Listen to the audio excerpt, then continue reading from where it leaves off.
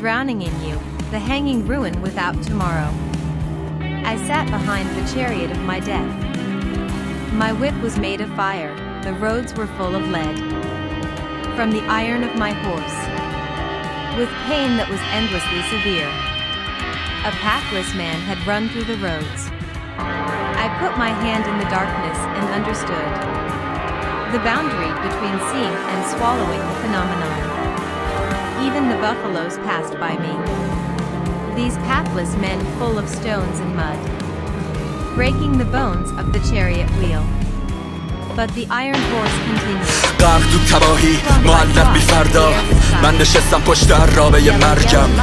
شلاقم از جنس آتیش، جاده ها پر از سرب از آهن اسبم. با درد که بی انتها شدیده، یه بیراحت تو جاده ها رمیده بود. دستمو کردم تو سیاهی، فهمیدم مرز بین دیدن و بلعیدن پدیده رو. تا بوفالوها گذشتن از کنارم، این بیراه های پر از سنگ و لاخ شکستن استخون چرخ عرابه رو، اما ادامه میداد اسب آهنی.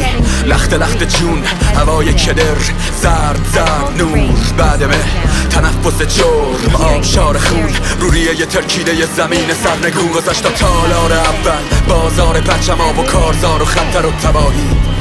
خوک خوک و میدرید پوک و سخون مرده ها، زیر سم اسبم خورد میشد در کنار. خوک های سیر، دست ها رو جفت چشا میریزن اشک سوک بالا سر کشته ها. افسار کشیدم، سرعتم شکم، شیهه رو شنیدن و زل زدن به من. حمله میکنن بهم، گیر میکنم تو شن، میزنم شلاق و میکنم هی را به در نمی یا فرو میرم بین شن. نزدیک شد خر و خر تا در اومد از تو چاله اسب آهنی به سمت تالار دوم. گله گرازای گنگ، همون تالار زندگی که با سای پر شد. نفس کشیدیم دالان جرم و راه و بست صخره گله حاضره به حمله. گرازا دست دست بعد فریاد حرکت میزنن به گرد راه تو خط صاف. با شعار جنگ تا افتخار، جنگ جنگ خون خط صاف. سنگ از تو صخره میشد پرتاب، لنگ لنگ گرازا به پیش. اونا حتی ندیدن اطرافشونو، گرازا ندیدن کجا میرن. اونقدر غرق بودن که حتی سوالی نموند. دونه دونه میخوردن تو صخره، صخره ها ریختن اما گرازی نموند. رسید به تالار سوم، تالار عشق، بدون چشم که پاره آشالاش آواز سر میخونده. فریاد کشیدم به پیش بی نقاب، اسبم پاشو کشید روی خاک. ادامه رو پیاده میرم، پشتم گلای مرد پیشگیر خار. بعید این مهیب جا بشه اصلا، تو کلمه ها جاکش رنجن. تو کل این تابش دستم، وقتی که رسیدن ارضا بشه تنزن. اما با این همه از خولت برکام، از سوز تو رو خوب میشناسم. بدون تو جسارت میخوشه، منو ورم داد تا لباسم بیفته. انگار افتادم از ارتفاع، چشامو باز کردم معلقم تو هوا.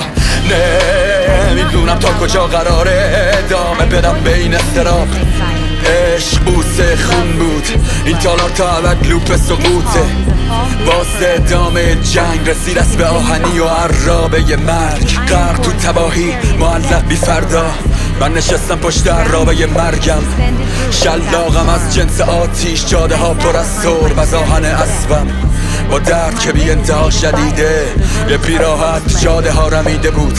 دستمو کردم تو سیاهی، فهمیدم مرز بین دیدن و بلعیدن پدیده رو. A stray had wandered off the roads. I reached out and realized in the darkness the boundary between seeing and swallowing the phenomenon.